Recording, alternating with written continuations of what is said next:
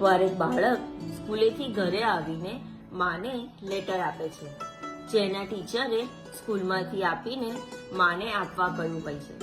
આ લેટર વાંચીને માં ચોધાર આંસુઓએ રડી પડે છે. દીકરો પૂછે છે કે માં, આ લેટરમાં એવું તો શું લખ્યું છે કે તું આટલું બધું રડે છે? એટલી માએ કહ્યું કે બેટા, આ લેટરમાં લખ્યું છે કે તમારો દીકરો બહુ જ હોશિયાર છે.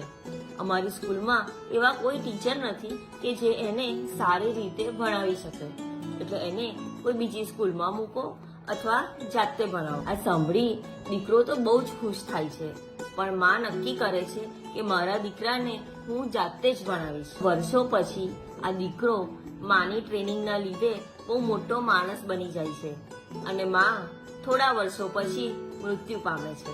માના મૃત્યુ પછી જૂના સામાનમાંથી દીકરાને પેલો લેટર મળે છે, જે એના ટીચરે સ્કૂલમાંથી માને આપવા માટે કહ્યું હતું. દીકરો વાંચતા ચોધાર આંસુઓએ રડી પડે છે.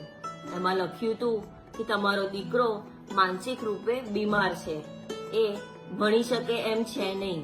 આજે મંડે મોટિવેશનમાં moral of the story comment કરવાનું ના ભૂલતા.